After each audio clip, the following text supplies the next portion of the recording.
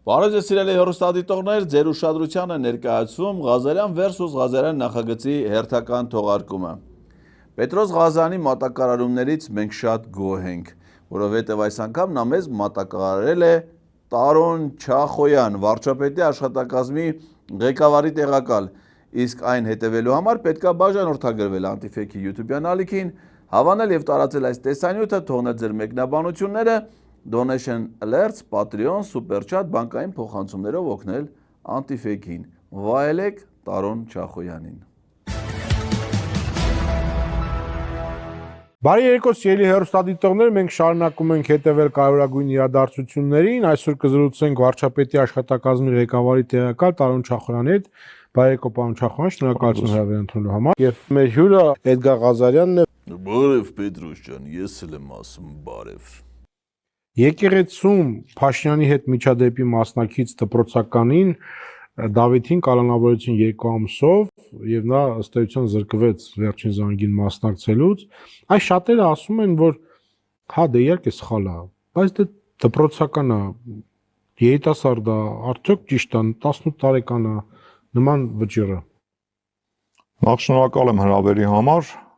ինչ վերաբերում է ձեր հարցին։ Մի րոպե, էլ քո շնորհակալելը սպասիլ է։ Պետրոս, այդ որ ասում ես զրկվեց վերջի զանգի մասնակից, գարիկից ես, դու կոկորդիլոս գարիկ ես կարդում, հա, դու իր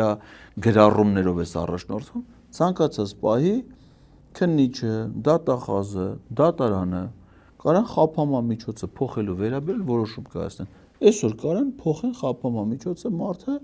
լինի վարչական հսկողության տակ։ Ու վերջի զանգի, թե դու ունես քանի որ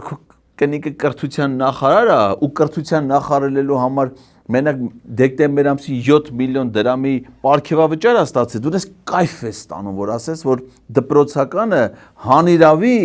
կարա գտնվի կալանքի տակ ու վերջի զանգին է չմասնակցի։ Լավ է, որ դու կմասնակցես։ Քո վերջի զանգը երբ է։ Հունիսի 7-ին ուրիշ բան մի պլանավոր, կարող է վերջի զանգ անենք այդ օրը քո համար։ Եղավ, սիրուն քաղաքնվես, գալուց դուք ոչ որ չես կարող կապես էդի չի գալի, հա, վզի վրա ոչ մի բան չի գալի։ Ոչինչ, հունիսի 7-ից հետո մի քիչ որ բարակի կգա արդեն, դա կլինի։ Թույլ տվեք նկատեմ, որ Հայաստանի Հանրապետության ընտրված լեգիտիմ վարչապետի նկատմամբ ցանկացած ոտնձգություն, բռնության փորձ հավասարազոր է Հայաստանի Հանրապետության նկատմամբ իրականացված բռնության փորձին, ոտնձգությանը։ Հետևաբար պետք է պատժվի խստագույնս օրենքով։ Այսինքն, ով է վարչապետի նկատմամբ բռնության փորձարարը։ Ինչ բռնության, որտե՞ղ ես տեսել դու օրինական ժողովրդի կողմից ընտրված։ Այդ ժողովրդի կողմից ընտրված վարչապետը ընտրվել էր, որ ժողովրդին տաներ գցել պատերազմների ու փորձանքների մեջ, բայց ժողովրդի կողմից ընտրվածը, որ ասում ես, բայց չես հարցնում, թե ժողովրդի կողմից ինչի էր ընտրվել։ Ընտրվել էր, որ ծրագրեր իրականացնել, թե մենակ պիտի ընտրվի, որ դա սադրանքներ հրահարի։ Ով է բռնության փորձարար վարչապետ։ Մարդը երկու աղբեր ամեն կիրակի կանոնավոր գնացել են եկեղեցի պատարակ, այդ կիրակի են գնացել։ Ինչ իմանան, որ քո վարչապետը այդ օրը որոշել է, դա կոֆե խմի կենտրոնում, կասկադ կոֆե կենտրոն, վիդեոն գցեն, հետո մարդ են տեսել, դե հիմա իրանց մարդ որ տենում է, իրանց փախնում են։ Միտեղ հավաքված մարդ, այդքան մտնենք մեջները։ Գնացել մտել են սադրանքը հրահրել են 18 տարեկան երեխուն եկեղեցում աղոթող տվել են ծնոտը ջարդել են ձերբակալել են բռնության փորձ վարչապետի նկատմամբ վայ քուտու մահապուր լավա փրկվա թե չէ մեռնելու էր էլի չհասնեին հերձեին հարություն առներ փրկվել է այդ մի անգամը դատաբժիշկը 100 անգամ գիտես ասում եմ մեռել եմ հարություն եմ առել սուտ ոնց կարա մարդը մեռնի հարություն առնի դու որ մեռնես կարաս հարություն առնել բայց ոնց պիտի հարություն առնի սուտ Բայց նաև պետք է փորձենք հասկանալ այս ամեն ինչի պատճառահետևանքային կապը։ Լավ, ինչից սկսվեց, որտեղից սկսվեց, ինչի արդյունքում սենց ստացվեց։ Մթնոլորտի։ Իրականում այս ամեն ինչի դրդապատճառը տարիներ շարունակ ընդդիմության կողմից արված ատելության քարոզն է։ Այս երիտասարդը ինչքան էլ ցավալի է, որ այո, դատապարտվել է, ինչքան էլ այդ դեպքը ցավալի է, որ վարչապետի անձի հանդեպ հետևաբար նաև Հայաստանի Հանրապետության հանդեպ փորձել է ոտնձգություն անել, պետք է արձանագրենք, որ այս երիտասարդը փաստացի դարձավ ընդդիմության ատելության քարոզի զոհ։ Այդ տղա, դու լը մի հատ հաշվի տես, թե քանի երիտասարդա դարձե այդ վարչապետի գործունեության զոհ։ Հələ մի հատ նայի տես, ինչ ատելություն, ինչ քարոզ, այդ քո ժողովրդի կողմից ընտրված վարչապետը պատերազմները հրահրե, այդ պատերազմներին 18-ից 20 տարեկան երիտասարդներ, հազարավոր երիտասարդներ զոհվել են այդ պատերազմներում, հետո էլ այնքան ցինիկ է գտնվել բոլորդ միասին, դու էլ քո վարչապետի հետ, որ այդ մարդկան զոհողության վայրս իրենց հայրենիքը չեք համարում, որ այդ զոհվածների փառքի անկյունները պահելու համար դպրոցի տնօրեններ եք պաշտոնից հեռացնում, էդի ատելության քարոզ չի, հա, էդի ուղակի կոտորած է 18-ից 20, հիմա մի քանի 18-ից 20 տարեկաններ Պետրոս ողջ են մնացել, բայց դրանց ինչ պիտի անեն, դրանց է պիտի այդան իրենց աղոթքի վայրերում բռնության ենթարկեմ, մի հատ էլ ասում մեր վազգնդիր պետության նկատմամբ բռնություն Քենեդին է էլի, Քենեդին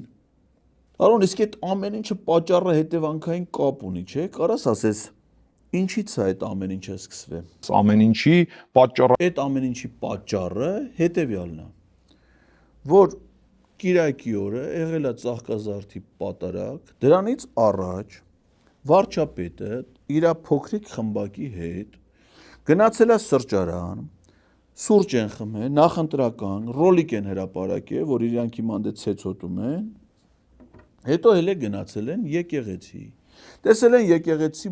լիքը ժողովուրդ, նույնիսկ այնքան շատ մարդ կա, որ մի մասը դուրս են կանգնած, չեն կարող մտնել ներս։ Ինքը օգտվելով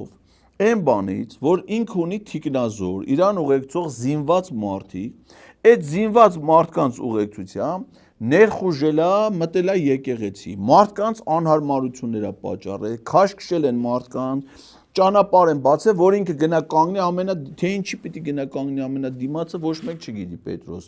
ոչ քահանան է, ոչ դպիր է, ոչ սարկավակ է, ոչ երգող է, երգչախ Գնում է հասնում է մինչև ամենասկիզբը, եթե մա հասնում ամենասկիզբը, տեսնում է կաթողիկոսի անունը տալիս են, հիմա դուս պիտի գա, պատարակ հələ չի ավարտվել, նորից այս ամբողջ թիկնազորով, վերցնում են այդ մարդկանց քաշքշում, բրդբրդում են էսյան, գալիս են, որ էսի պիտի դուս գա, այդ թվում բրդբրդում են երիտասարդին, ով աղոթագիրքը ձեռը պատարակի մասնակից է, այդ տղան էլ ասում են չեք ինձ խանգարում, թողեք մենք մեր եկեղեցում մենք աղոթք անենք, հարվածում են այդ տղուն ուզում է պատասխան տա, այդ տղուն դարձնում են հանցագործ, այսինքն իրանք հանցագործություն արել են, կրոնական ծեսը խաթարել են, սադրանքը հրահրել, այդ տղուները հələ են մեղավոր։ Էլ չեմ ասում, որ եկեղեցի ով պիտի, եթե մարդը հավատացյալ չէ, ինչի է այդում եկեղեցի։ Օրինակ դու եկեղեցի չես հետում, չէ՞ Պետրոս ջան, աբրես, այո ինչ գործ։ Եթե դու հավատացյալ չես, ինչ ես հետում։ Տարոն դու էլ չես հետում, չէ՞։ Օրինակ մենք ձեր մսկիթները գալիս ենք, չեն գալի, որովհետև մենք մուսուլման չենք հավատում, չեն գալի։ Բայց դուք չեք գալի մտնում, արա մեր եկեղեցիները խաթարում։ Բաց այդ եկեղեցի մտնելու կարգ գոյություն ունի Պետրոս դու։ Օրինակ ասենք չի կարելի մարդը իր այծը, ասենք, վերցնի, մտնի ինքը հետում է, այծն էլ հետևից գցած։ Չի կարելի, այդ ժամանակ ասում են կենդաններին եկեղեցի մտնել չի կարելի, կանայք պիտի գլխաշորովել են, կենդանիներ չի կարելի։ Հիմա այդ սաղ ամեն ինչը արել են, զորով գնացել են այդ դպրոցականին սարքել են հանցագործ։ Իրանք հանցագործություն արել, ոնց որ միշտ էլի, իրանք հանցագործություն արել, ուրիշին անում են մեղավոր։ Հիմա իմացա՞ր ինչից է սկսվել այդ ամեն ինչը։ Ինձ համար գիտեք ինչ կա, շատ ցավալ է այսօր հետևել ու նկատել, թե ինչպես են այդ երիտասարդի ծնողները աղիողորմ լացում, մխկտում իրենց երեխայի համար։ Ընդդիմությունն է յուղալացնում դրա վրա։ Բայց պետք է ժամանակին հետաքրքրվել, իմանալ, ճշտել ուր է գնում, ում հետ է շփվում այդ երիտասարդը։ Իսկ լսի, քո ծնողներն ուր են, Տարոն, հերդ ուր է։ Հերդ օրինակ քո վրա աղիողորմ չի ուզում լացի։ Բեմաթելը տես ուր է հերդ, հանը բրախելա քեզ, սենց աղիողորմ չի լացում վրեդ, կամ դու էլ ես չէ ծնող, բա քո երեխեն ուր է, բա մատ Դու էլ քո երեխուն գնա գթի, տես ինչ վիճակում է, կարող է այդ երեխեդ էլ է քո վրա աղիողորմ լացում։ Դու դարել ես ցավ ապրող, որ ծնողը աղիողորմ լացում է, հələ մի հատ էլ հումանիզմ է ցուցաբերում ես բանը, ցինիկը։ Բանից էին խոսում, պապլավոգից էին խոսում։ Հələ տես ոնց են սաղի աշկի առաջ եկեղեցում թիկնապահով մարդ ջարդում։ Հեղի կնոջը գցեն ավտոյի տակ սպանեն, եկեղեցում մտնեն երիտասարդ ծեծեն, սաղ սրա թիկնապահներն են, իրան ուղեկցող ոստիկանության գվարդիան էտա վթարի ենթարկվի, այնտեղ մարդ մեռնի։ Բայց հələ մի հատ հարցրու ասա պապլավոգը կասի պրիվետ ռոբ։ Բայց որ իրա թիկնապահներն են մարդ ծեծում, մեկին ծեծում, մեկին սպանում, դա նորմալ է։ Ծնողներն են մեղավոր երիտասարդների, որ թույլ են տվել իրանց երեխան գնա եկեղեցի, պատարագի։ Այ օրինակ, տես Նիկոլը ինչքան լավ հերա, իր երեխեքը սաղ օրը աղջիկը իր ասում է, այդում ենք ուրբաթ օրը խմում ենք, ուրբաթ օրվա խմելը լավ չի, պիտի շաբաթ օրը խմենք։ Մնացած վախտել է գնացի կպել են խեշ ձիուն առավոտիրիկում մաժմժում։ Այ նա հերա, գիտի, բայց իհարկե չգիտի թե իր տղան, օրինակ դու որ ասում ես ծնողներն, Նիկոլը որպես ծնող գիտի իր աշոտիկը ուր է։ Թե աղիողորմ լացում են դրանք իրար վրա։ Շատ լավ, բայց արդյոք վերջին շրջանում այդ նման սադրանքները չեն շատանում։ Դրանք համակարգված սադրանքներ են, թե պորտկումներ։ Մենք այսօր Մոսկվայում տեսանք, չէ՞, որ կինը իր երեխուն օգտագործեց էլի սադրանքի համար խայտարակ ձևով։ Պետրոս դու ես գխինգ որ դա սադրանք էր։ Այսինքն դու ջոգել ես, չէ՞, որ Նիկոլ Փաշինյանը դա ինչ որ տեղի ունեցել, լա իր սադրանքը ու հիմա այդ սադրանքները կարող է էլի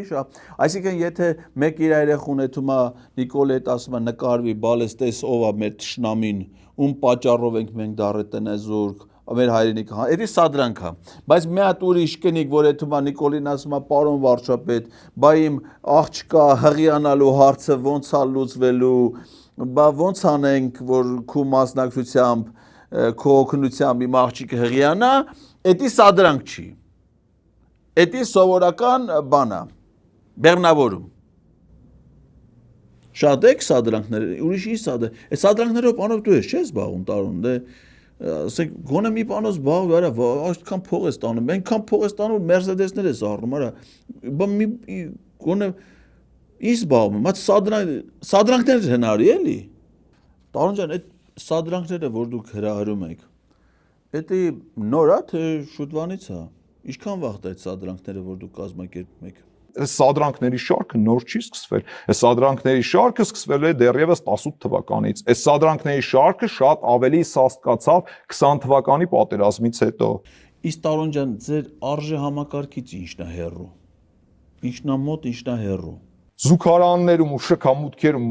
մարդկանց հետ հաշվեհարդար տեսնելու գործունեությունը Ինչպես օրինակ Ռոբերտ Քոչարյանի ժամանակ էր։ Իրոք այդ զուգարանները խիասիր։ Արա դու չգիտես որ այդ զուգարանների թեման Պետրոսի թույլ տեղն է։ Ոնց որ ամեն անգամ ես մարդու երեսով տասես մարդուն որ ինչա թե իր կնիկը Սավաթ վարչապետի դպրոցի զուգարաններում Հիմա ինչ ասենք դու սադրանք ես համարում, հա որ վարչապետը դպրոցի զուգարանում դուշը բանանում տալիս է կրթության նախարարի որ բռնի ու գնա ստուգի թե դրա գինը ինչ է դու դա համարում ես սադրանք լավ ասենք զուգարանի թեման ինչպես ես մարդուն ամեն անգամ բերում հիշացնում թող մոռանա էլի մարդը կարող է մոռանում է զուգարանները հələ հիշում են Պետրոս հələ հիշում են Բայց հղի կնոջ սպանության դեպքը չէ։ Նույն բան ասենք թիկնապահա, չէ։ Ինչ իմանաս, ասենք այն ժամանակ ինչ այլ, ոչ ինտերնետ կար, ոչ վիդեո կար։ Ստե մեր սաղից աշկի առաջ եկեղեցում թիկնապահ խփում է մարդուն ջարդում, այդ ու մարդուն են բռնում տանում, թիկնապահ չի պատասվում։ Հələ սրանք զուգարաններից են խոսում։ Որտե քո տեղը զուգարանն է, էլի Տարոն ջան, դու դες երկար պիտի մնաս է զուգարանում։ Չէ՞ դու մաքրելու բանի էլի տենց։ Կգա այդ ժամանակները։ Եվ մենք չենք գնացել այդ ուղղությամբ ու երբեք չենք գնալու։ Այս սադրանքների շարքը ես ձեզ ասեմ, շարունակվելու է։ Նամանավանդ դեմ է ընտրությունները։ Բայց դա ազդում է մարդկանց վրա, չէ՞, որովհետև բայց կներեք, այս դեպքում մենք անզոր ենք։ Մենք ես էլի եմ կրկնում։ Այս ամեն ինչի ողջ նպատակը այդ թվում նաև եկեղեցում վարչապետի հարվածելու փորձը նպատակ էր հետապնդում, որպեսզի կոշտ ուժ կիրառվի այդ երիտասարդի հանդեպ, որպեսզի հետո ասեն, այ տեսեք եկեղեցու ներսում բռնություն կիրառեցին, եկեղեցու ներսում տեսեք մարդ են սպանում կամ ծեծում են։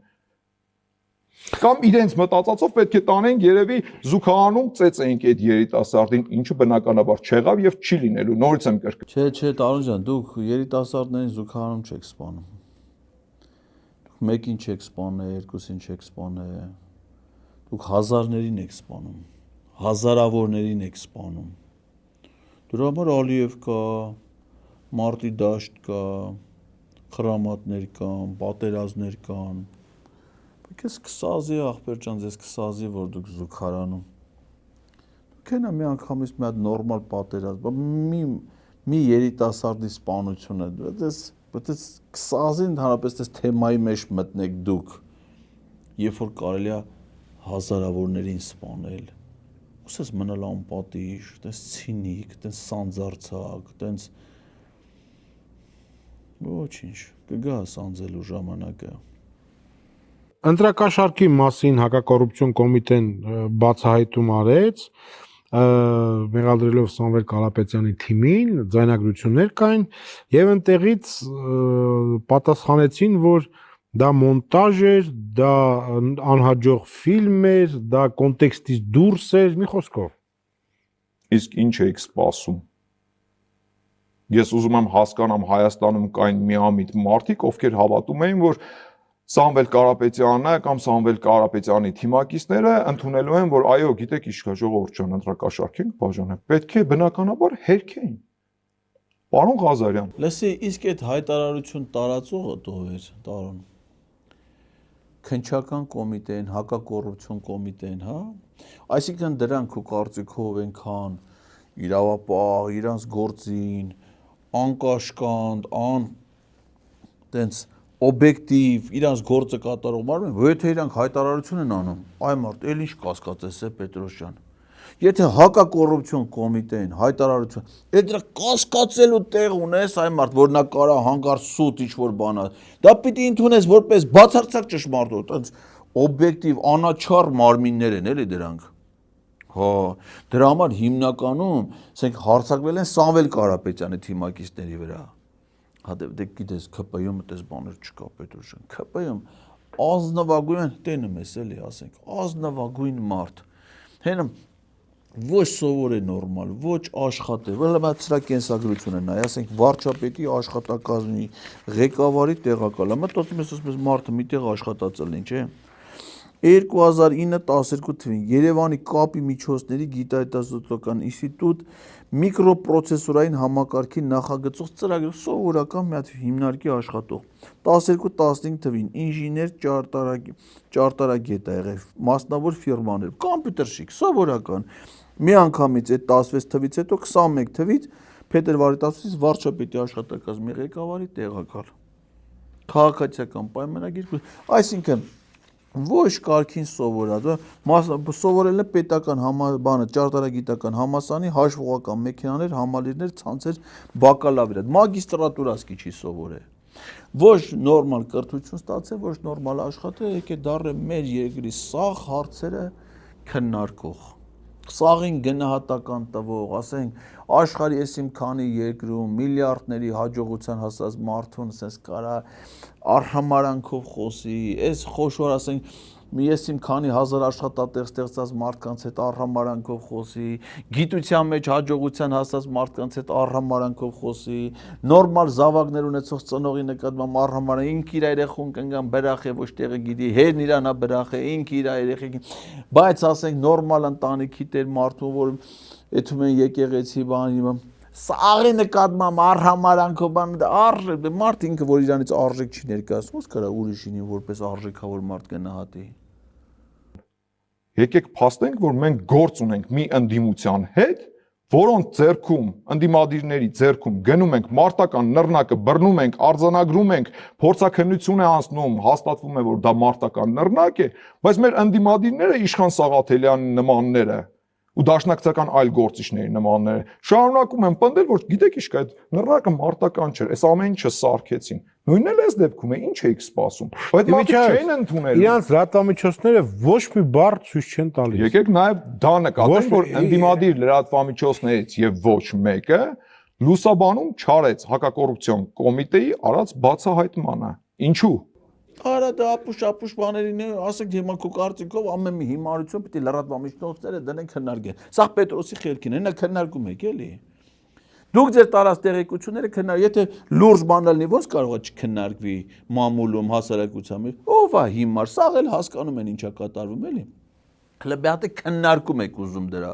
Հիմա գնացել են գաղտնա լսել են ավապորինություն են թույլ տվել, երկու գյուղացի մարդու խոսակցություն, որ ընտրությունից հետ ոչ մի կապ չունի, ոչ մի բան չունի։ Ասում են, չէ, մեր հիմարությունները բան արեք, քննարկեք։ Պետրոսի հիմարությունները քննարկեք։ Եթե այդքան անաչառ աշխատող լրատվամիջոցներ են, ընդհանրապես կապ չունեն Սամվել Կարապետյանի հետ, ընդհանրապես Սամվել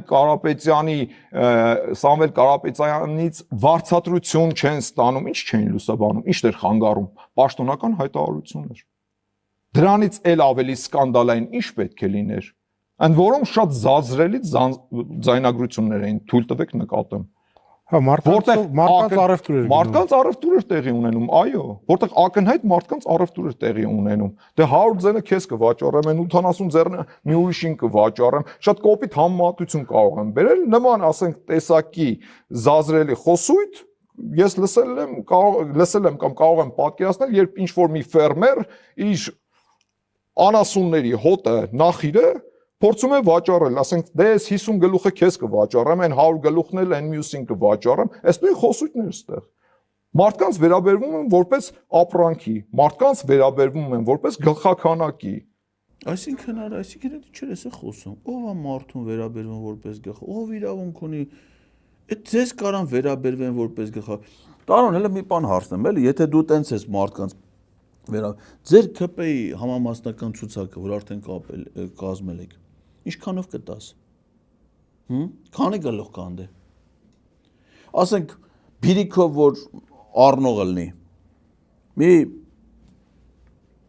հատը մի 5000-ով կտաս, դե բան այդքան է, Պետրոս։ Սագը այդքան է։ Ինչքանով կտաս հատը։ Թե տղերքին առանձին գինա, աղջիկերքին առանձին գինա։ Կարող է հանգարց էմյուսներին ժամով է։ Ժամ ինչքանով ես տալի։ Մատել գները ձեր ԿՊ-ի ցուցակի գները, ասենք այնտեղ գրել եք, չէ, անուններով ցուցակ գրել եք։ Քանի որ դու մարդկանց տենց ես վերաբերվում, ուրեմն կեթաս կնստես այսօր։ Ձեր ցուցակի սաղի դեմը իրանց գները կգրես։ Որին է հիմնականը, որին է ժամովը։ Ժամովը բան չանես, արա 70,000 դրամից բարձր չգրես։ Մտի Facebook նայի, տես կողմնորոշիչ գրես, շատ թանկ չգրես։ Այնտեղ բաներ կա, որ բաբշեսկի ծերել չեն հետա դրանց վրա։ Նորմալ գներ կգրես։ Շուկայի նայ, մտի լիստեյը մի գները նայի, կողմնորոշիչ որպես քո համար կողմնորոշիչ գներ, ըստ դրա ամեն մեկի գինը իր դեմը կգրես։ Ընդդիմության այն հայտնի ձայնագրություններից մեկում կար մի խոսույթ, թեվավոր խոսք էլ դարձավ։ Խորը անասուն։ Մարդկանց դրել են խորը անասունի տեղ, ու այս հույսով այս մարդիկ գնում են ընտրության, որ մարդիկ մեր հասարակությունը իրանց քվե է տալու։ Լուրջ։ Հա, բայց իրանք ասում են, որ իրանց ռեյտինգը տենց հաղթում են, ինչն է պետք ընտրական։ Ով է ասում։ Սամվել Կարապետյանը, թե Նարեկը Կարապետյանը, նրանք եթե այդ օրը մեջ սոց հարցում են, ասում եւ ասում են հաղթում ենք։ Շատ լավ, եկեք հասկանանք։ Հələ երեկել դաշին կազմեցին, այսինքն ավելի են ուժեղացել։ Թույլ տվեք նկատեմ, շատ լավ ասեցիք։ Եթե իրենց վարկանիշը իրոք այդքան բարձր է, ինչպես իրենք են ներկայացնում, բնականաբար կեղծ են այդ սոցհարցումների արդյունքները, ինչի են գնում դաշինքի։ Եթե իրենց ներկայացնելով այս երկրում ամենաբարձր վարկանիշը ունի Սամվել Կարապետյանը։ Ում հետ էին գնացել դաշինքի։ Դա հարցի մյուս կողմն է։ Չէ, բայց հիշում եք, ես չեմ հիշում։ Ես անկեղծ չեմ հիշում։ Բայց եկեք հասկանանք, եթե Սամվել Կարապետյանի վարկանիշը իրոք այդքան բարձր է այս երկրում, դաշինքի գնալու իմաստն ու տրամաբանությունը ո՞րն է։ Բնականաբար չկա։ Այսինքն իրենք միայնակ կարող են իշխանություն վերցնել, ճիշտ եմ։ Ճիշտ եմ։ Բայց մի րոպե, արա, այդ տղա 2018 թվականին Նիկոլ Փաշինյանը ուներ ամենաբարձր վարկանիշը, բայց Նիկոլ Փաշինյանը ընտրություններին մասնակցել է իմ քայլը դաշինքով, այսինքն դուք ոչ թե քաղաքացիական պայմանագիր կուսակցությունով եք մասնակցել ընտրություններին, այլ իմ քայլը դաշինքով։ Հիմա քո տրամաբանությամբ են գալի, բայց եթե դուք այդքան բարձր վարկանիշ ունեիք,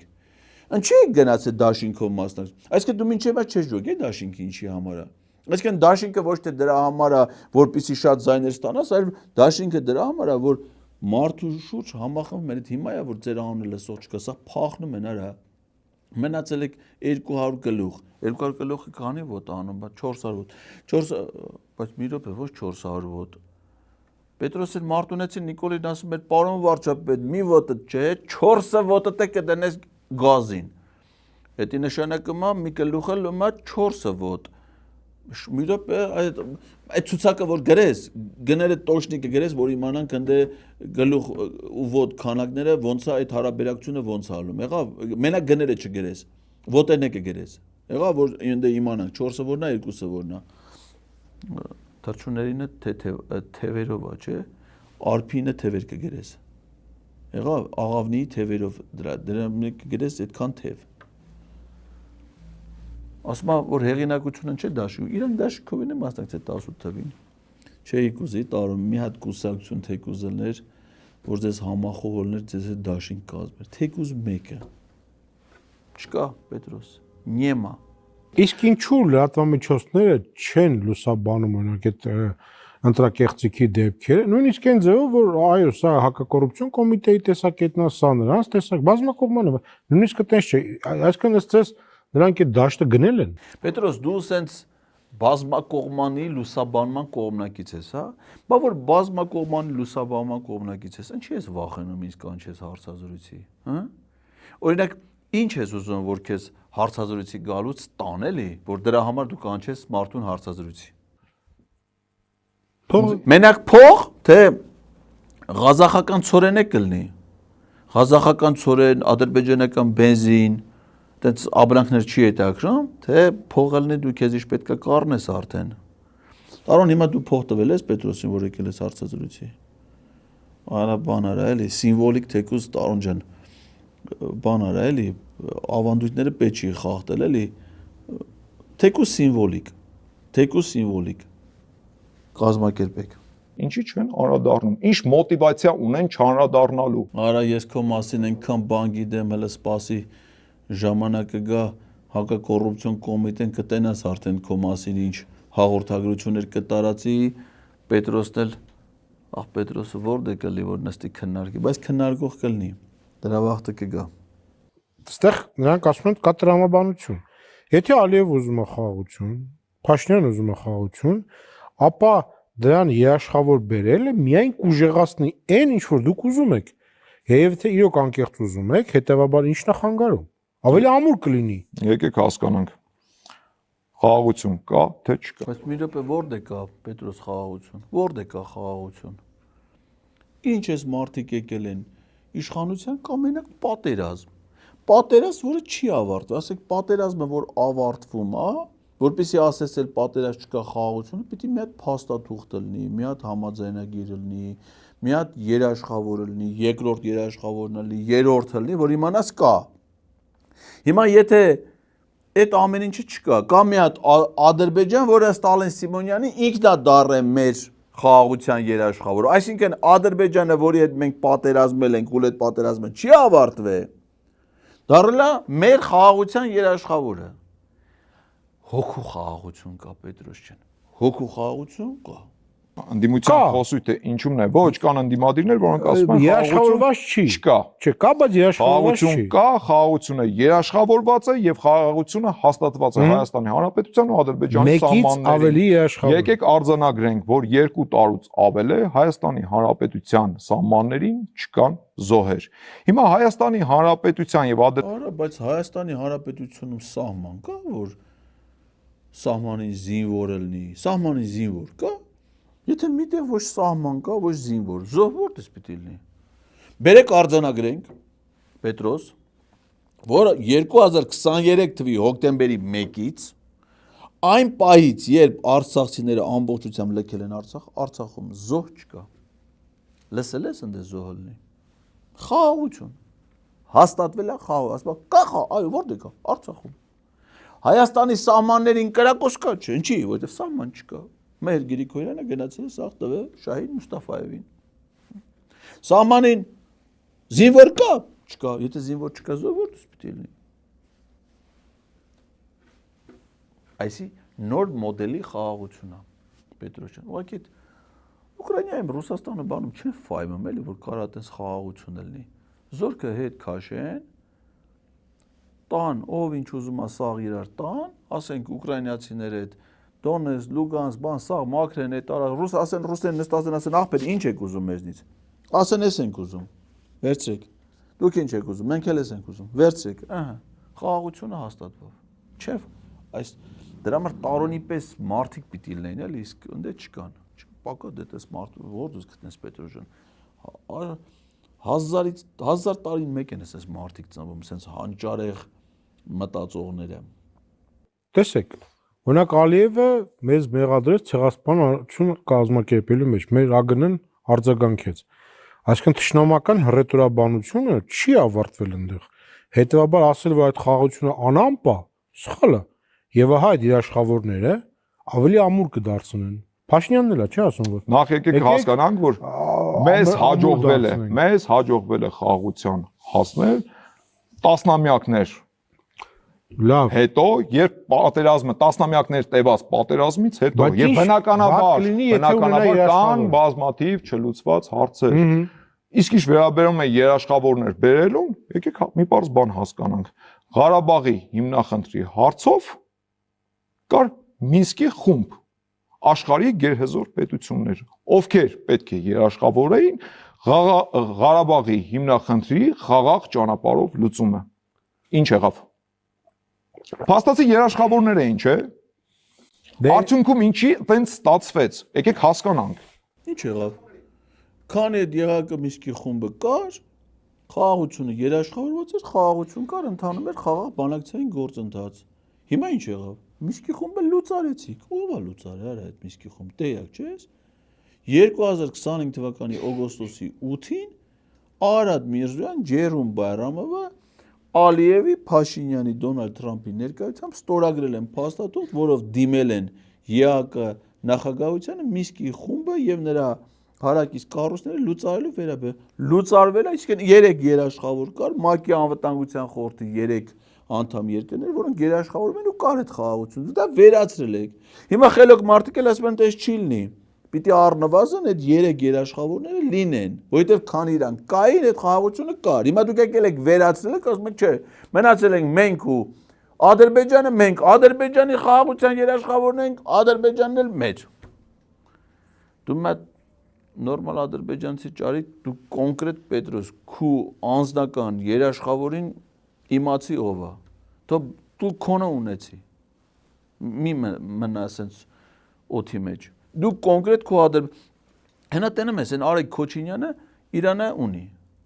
Արդեն ինքը իր խմբականակը ադրբեջանասերների տանումը, արտահանումը Ադրբեջան, թուրքերին ներմուծում է Հայաստան։ Ինքը իր սեփական երաշխավորը ամենքը պիտի մի հատ ունենան։ ԱՄՆ, Ռուսաստան, Ֆրանսիա, Մինսկի խումբը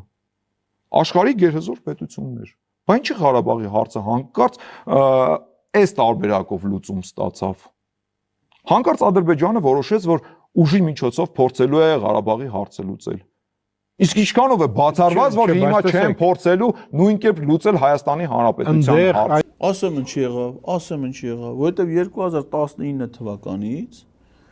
Դուք մի կողմ թողեցիք ԵԱԿՄ-ի խումբը, բանակցային գործընթացից դուրս եկաք, Նիկոլ Փաշինյանը հանձնարարել էր ԱԱԾ տնօրենին, Արթուր Վանեցյանին, Ադրբեջանի նախագահն էլ հանձնարարել էր իրանց ԱԱԾ տնօրենին, ամիսը մեկ անգամ երրորդ երկրներում առանց ԵԱԿՄ-ի խմբի համանախագահների բանակցություններ էին վարում,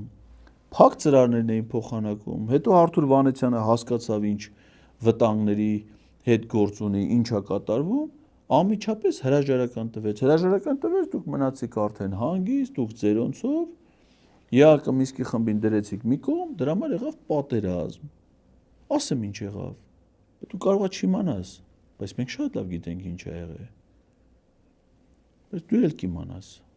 ժամանակը կգա, երկար ժամանակ կունենաս նստելու, այդ ամեն ինչը վերհիշելու, այն ժամանակ քեզ հեռուստաընկերություն չեն կանչելու, այն ժամանակ քո տեսակցություններն էլ շատ սահմանափակ լինելու։ Երաշխավորները չեն ասել, որ եթե Ադրբեջանը ուժի դիմի, նրանք կհարձակվեն Ադրբեջանի վրա։ Բայց ամեն ինչ արել էին, որպեսզի հանկարծ Ադրբեջանը այնտեղ գրած է, որ պետք է խաղ լուծի, խաղ ճանապարհով առանց ուժի սպառնալիքի։ Եվ Ադրբեջանը խախտեց, եւ ինչ արեցին։ Ոչինչ։ Տեսեք, նաև արձանագրենք Հայաստանի Հանրապետության ու Ադրբեջանի սահմաններին 2 տարուց ավել է կրակոտ չկա, զինվոր չկա։ Դուք ամենին զիջել եք։ Եթե զիջում եք, մենք ոչինչ չենք զիջել։ ասում է, ինչի՞ էլ կրակի։ Մենք ոչինչ չենք զիջել եւ ոչինչ էլ չենք պատրաստվում զիջել, չնայած այն տարատեսակ ստերին, որ շարունակում են տարիներով տարածել։ Մի օր Սյունիքն են հանձնում, մի օր չգիտեմ Ջերմուկն են հանձնում, ըստ ընդդիմության, մի օր չգիտեմ մի ուրիշ բան են հանձնում, մի օր Միչանսկ են տալիս։ Պարզվեց Այսինքն ոչ չեք հանձնել։ Բայց տաղուշը ով է հանձնել արա։ Բա հիմա որ ադրբեջանցիներն եկել են նստել են Ջերմուկի գլխին, այդ ով է հանձնել։ Բա իշխանասարը ով է հանձնել։ Բա Սևլիճը ով է հանձնել։ Բա Սոտքի ոսկու հանքավայրը հիմա աշխատում է, չէ։ Բա հանձնվել է, բա երասխուն որ մետալուրգիական կոմբինատ արա Հայաստանի տարածքում մետալուրգիական գործարան չեք կարողանում կառուցել։ Բյուջեից 3.1 միլիարդ լրացուցիչ փող եք հատկացնում մասնավոր ընկերությանը, որ ինքը գործան տեղափոխի, որտեղ ադրբեջանցիները չեն թողնում։ Բա ի՞նչն է, բա էլ ոնց ալում հանձնելը։ Էլ բանա մնացել որ հանձնեք։ Եկա երկիրը սարքել եք, բռոշկա խփել եք դոշներիդ։ Это այկող տարի вообще սարքելու եք զապինկա, այսպես սրա չափ, այսպես մի բան, սրանից խփեք արդեն ձեռներիդ մանգակ։ Ոչ մի բան չենք ասել ու հաստատ ու հանկարծ պարզվեց որ ահա խաղաղությունը հաստատվեց։ Հիմա փորձում են քանդել Հայաստանը տանել նորից պատերազմի մեջ մտցնելու ուղղությամբ Ռոբերտ Քոչարյանի հայտարարությունը։ Հայաստանը չպետք է սահմանափակվի իր սուվերեն տարածքով։ Դա օրինակ ես չեմ հասկանում դա ինչ է։ Դուք հասկանում եք դա ինչ է։ Եկեք փորձենք հասկանանք, տրամաբանենք իրար հետ։ Ինչ է նշանակում Հայաստանը չպետք է սահմանափակվի իր 29743 քառակուսի կիլոմետրով։ Դա այդ 29743 կիլոմետրը որտե՞ս կարդացել դու։ Բայց ոնց է 29800-եր հետո դարավ 29743 այդ 57 կիլոմետր քառակուսին էլ էս բաներ, հա, բոնուս։ Այսինքն որ Ղարաբաղը հանձնում եք, ասես Ադրբեջանին ասում ես վերցրու Ղարաբաղը եւ ստացիր Հայաստանից եւս 57 քառակուսի կիլոմետր բոնուս թղթով 230 քառակուսի կիլոմետր էլ փաստով։ Ասես բոնուսը գարնանային զեղչեր։ Գարնանային թե աշտանային։ Դե կապ չունի ձեր համար։ Բոլոր սեզոնները իրանց զեղչերը ունեն։ Սամվել Կարապետյանի թիմակիցները Իսրայելից գեներալ են բերել, որը այլ գեներալների հետ գրում է մեր անվտանգության կոնցեպտը, իսկ Ղարաբաղցի հայտնի գնդապետ Կանազին ներգրավել են իրենց թիմ։ Այն նմանատիպ քայլեր չեն ուժեղացնում Հայաստանի անվտանգությունը։ եկեք փորձենք հասկանանք։ Փորձենք։ Ռուսաստանցի օլիգարխ Սամվել Կարապետյանի թիմը Հայաստանի անվտանգային խնդիրները, հարցերը փորձում է վստահել Իսրայելից բերած ինչ-որ վարձկանի։ Դե որպեսզի հասկանաս, նախ պիտի տգետ չլինես։ Իսկ եթե տգետ չլինես, արդեն կհասկանաս, որ Սամվել Կարապետյանը ոչ թե ռուսաստանցի օլիգարխ է, այլ Հայաստանի ազգային բարերար։ դու սկի չգիտես օլիգարխն ինչ է։ Եթե ուզում ես իմանաս օլիգարխն ինչ է, Պետրոս, սրան ուղարկի մի հատ բանի մոտ, Սուքիասյան խաչիկի մոտ։ Այդ եթե դու Սուքիասյան խաչիկի հետ շփվես, կիմանաս օլիգարխ, որովհետև օլիգարխը նա է, ով որ բիզնես ունի, փոխկապակցված է պետության հետ եւ իր բիզնեսների հաջողությունները պայմանավորված է պետության հետ իր փոխգործակցությամբ, պետության հետ պետության լիազորությունը, հնարավորությունները օգտագործում է նոր բիզնեսներ ստեղծելու կամ իր բիզնեսները սերտաճում է պետության հետ, դառնում է օլիգարխ։ Այտենց Հայաստանում մնաց այդ մեկը էլի Պետրոս, մնացածը սաղ դեպուտատները սաղ թողի գնացել ամեն մեկ իր բիզնեսով է զբաղվում, չէ՞։ Մնացած Սուքիասյան խաչիկը։ Իսկ Սամվել Կարապետյանը ինքը ոչ Ռուսաստանում ա եղել օլիգարխ, որտեղ Ռուսաստանում երբևէ որևէ պաշտոն չի զբաղեցրել,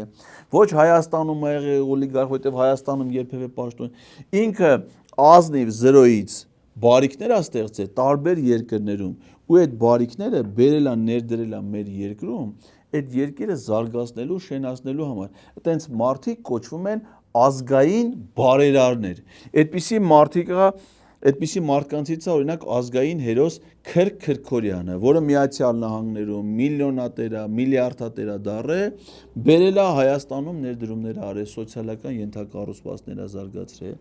Այդպիսին է ազգային բարերար, ազգային հերոս Էդուարդո Էռնեկյանը, որը օտար երկրներում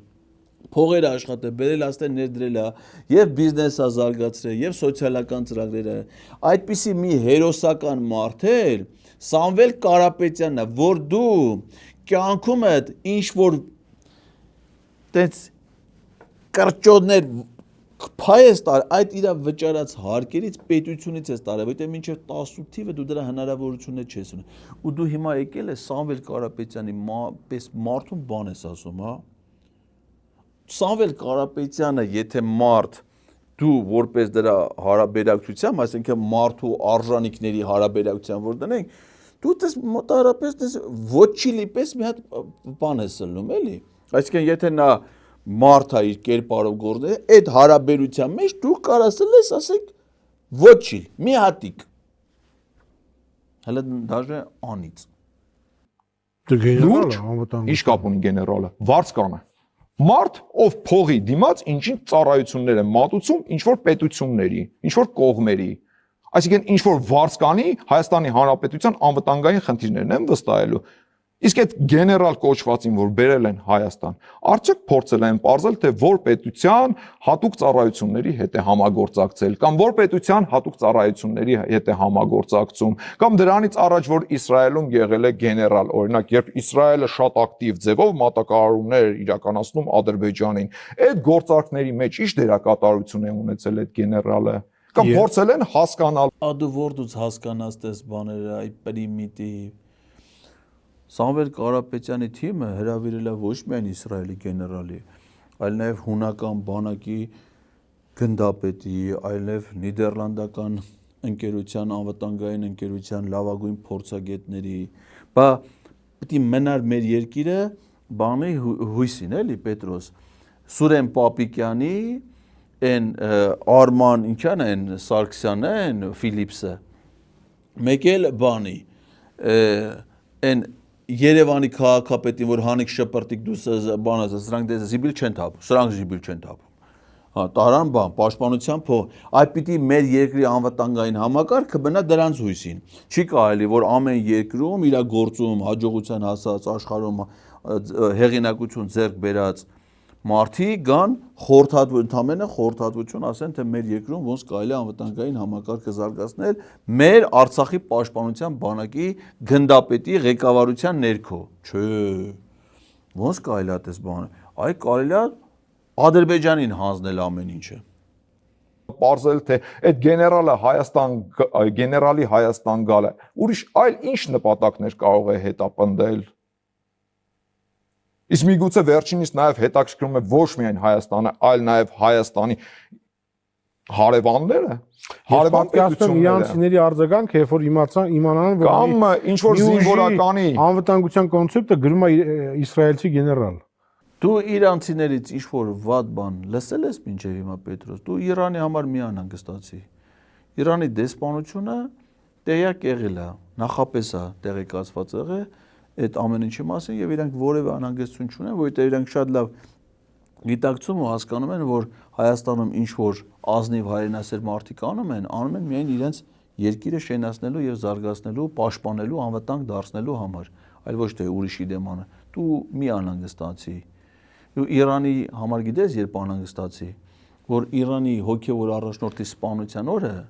քո երկրի ղեկավարը կուկուռուզուտելով ավտոբուսի մեջ պարեր են պարում, երգեր են երգում, այդ հիմա Վրաստան թմբուկ է նվագում։ Այ Իրանի նկատմամբ վերաբերմունքը դրանից անհանգստացի։ Իրանք դա են տեսնում։ Մի գեներալի տված խորհրդատվություն իրենց չի վնասում։ Դու այդ ավտոբուսի մեջ ինչի չկաս։ Տարոն։ Կարող է քեզի բագաժ են տվե։ Աբրանքը բան են անում, բագաժ են տալի ինձ։ Ես քեզ ընդ չեմ տես այդ ավտոբուսի մեջ։ Երրորդ սորտ ես, հա դու։ Չնայած այդ ավտոբուսից բացի այնտեղ մենակ ավտոբուսը, ջիպի ավտոբուսը մեզ են ցույց տալի։ Ընդ ջիպերի միած sense թանգանոց մեքենաների, ոստիկանական մեքենաների դու երևի այնց արդեն բան տղա ես էլի կայացած ու կարող ես քո Mercedes-ով ախպերով այդպես կալոնայի մեջ եթում ես, հա, այն հարիֆներն են ավտոբուսի մեջ կուկուռուզուտում։ Իսկ ինչ վերաբերում է ձեր ասած գնդապետին, այդ գնդապետի հետ կապված կարող եմ ընդամենը մի կարճ բան ասել։ Եթե այդքան լեգենդար, ուժեղ, հզոր, ոնց որ իրանք են ներկայացնում զինվորական էր, ինքը շատ մեծ շանս ու հնարավորություն ուներ 20 թվականի պատերազմին Ղարաբաղում իր ունակությունները ցուցադրելու։ 20 թվականի պատերազմում, 20 թվականից առաջ 16 թվականի ապրիլյան պատերազմում, դրանից առաջ Արցախյան պատերազմում եւ հենց այդ գնդապետը Արթուր Ավանեսյանը եւ մյուս սպաները, գնդապետները, գեներալները ցույց տվել են իրանք ինչի էին ունակ, ինչեր կարային անեին։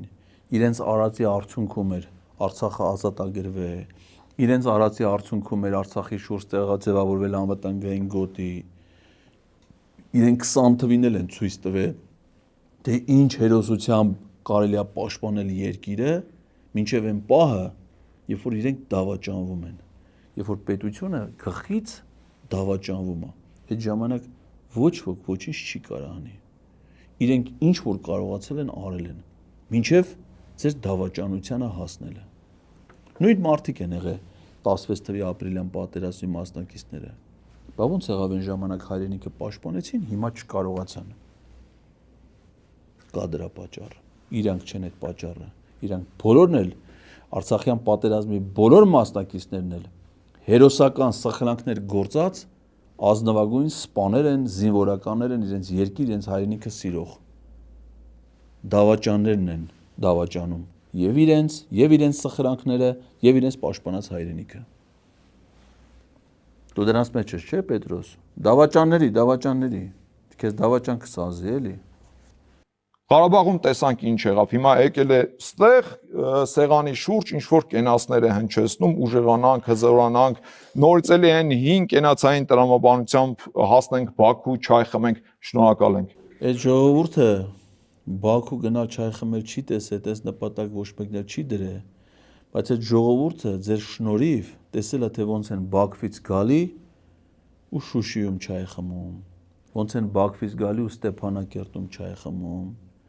Բաքվից գալի ու նստում Հայաստանի քաղաքների գլխին չայ խմում, այդ են տեսել, ձեր շնորհիվ են տեսել, թշնամության, դավաճանության շնորհիվ են դա տեսել։ Անդիմությունը պնդում է, որ Գյումրի երկու սցենարն է լինելու։ Դուք չունեք մտավախություն, որ կլինի ինչպես Գյումրիում եղավ։ Ճիշտ է, տեխնացուն մի քիչ այն չէր։ Հետո Պետրոս, արա դու ինչքան բան չգիտես։ Արա դու սկի չգիտես, որ ընտրական օրենսգիրքը